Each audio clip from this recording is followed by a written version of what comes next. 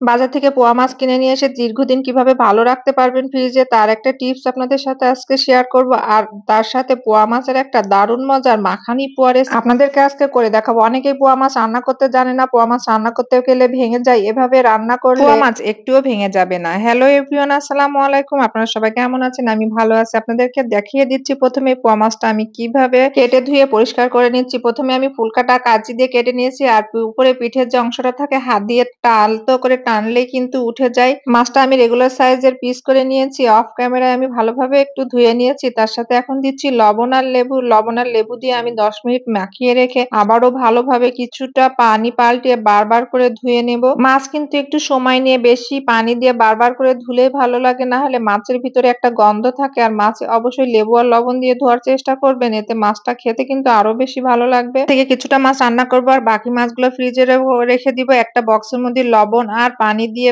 ভালোভাবে গুলিয়ে নিয়ে মাছ রেখে উপর থেকে লেবু দিয়ে এভাবে ফ্রিজে রাখলে দীর্ঘদিন ভালো থাকে। মাখানি পোয়া রেসিপি করার জন্য আমি প্রথমে নিয়ে নিয়েছি পেঁয়াজ আর লবণ। লবণ দিয়ে পেঁয়াজটা ভালোভাবে চটকিয়ে নিয়েছি। তার হলুদ গুঁড়া, মরিচ গুঁড়া, জিরা বাটা, আদা ও রসুন পেস্ট সবকিছুই আমি 1 চামচ পরিমাণে এখানে দিয়েছি। এখন আমি দিয়ে দিচ্ছি 1 স্লাইস লেবু। লেবুটা দেওয়ার চেষ্টা করবেন, পোয়া মাছের যে এক্সট্রা একটা গন্ধ থাকে লেবু দিলে সেই এক্সট্রা গন্ধটা একেবারেই চলে যায়। তারপর ভালোভাবে মশলাটা একটু আলতো হাতে ঘুরিয়ে ঘুরিয়ে মাখিয়ে নিতে হবে। এখন আমি দিয়ে দিচ্ছি 2টা বড় সাইজের টমেটো, তার সাথে দিয়ে দিচ্ছি পেঁয়াজ বাটা। অবশ্যই 2 রকম পেঁয়াজ ব্যবহার করার চেষ্টা করবেন। এখন মশলাটা আরেকটু ভালো করে মাখানোর জন্য আমি 2 চামচ পরিমাণ তেল দিয়ে দিয়েছি। উপর থেকে একে একে মাছগুলা দিয়ে আবারও আমি কিছুটা সময় ধরে মাছটা ভালোভাবে মাখিয়ে নেব। এই রেসিপিটার নাম মাখানি পোয়া হওয়ার কারণ হচ্ছে ভাত দিয়ে এত ভালোভাবে মাখিয়ে নিতে হয়, যত মাখাবেন পোয়া মাছটা খেতে ততই স্বাদ হবে। এবার একটি ফ্রাই প্যানে তেল দিয়ে আমি মাছটা ভেজে নেব। মাছের গায়ে যে এক্সট্রা মশলাটা ছিল সবকিছু কিন্তু আমি আগে থেকে ঝরিয়ে নিয়েছি। মাছটা আমি মিডিয়াম হিটে রেখে বেশ কিছুক্ষণ সময় ধরে ভাজবো।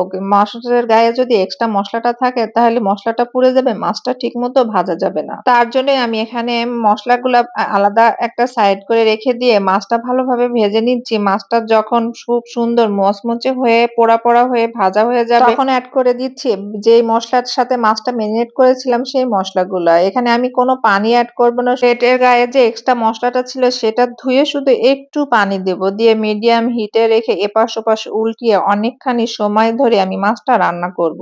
এই পর্যায়ে অ্যাড করে দিয়েছি কাঁচামরিচ। কাঁচামরিচটা আমি সবসময় একটু শেষের দিকে দিই, কারণ মরিচের সবুজ কালারটা ঠিকঠাক থাকে আর মরিচের যে একটা এক্সট্রা গন্ধ থাকে সেটা আগে থেকে চলে যায় না। এতক্ষণ আমার সাথে থেকে যারা রেসিপিটি দেখেছেন তারা যদি একটু ভালো লেগে থাকে আমার রেসিপিটি তাহলে অবশ্যই লাইক, কমেন্ট ও শেয়ার দিয়ে পাশে থাকবেন। মাছটা এপাশ ওপাশ উল্টিয়ে মাছটা যখন একেবারে ভাজা ভাজা হয়ে গেছে আমি উপর থেকে ধনেপাতা দিয়ে নামিয়ে নিয়েছি। ধনেপাতা দেওয়ার সাথে সাথে চুলাটা বন্ধ করে দিতে হবে, ভাপেই ধনেপাতাটা সিদ্ধ হয়ে যায়। আর দেখতে কত লোভনীয় হয়েছে, আলহামদুলিল্লাহ খেতে কিন্তু ভীষণ মজা হয়েছিল। আপনারাও একটু ট্রাই করে দেখবেন। ধন্যবাদ সবাইকে।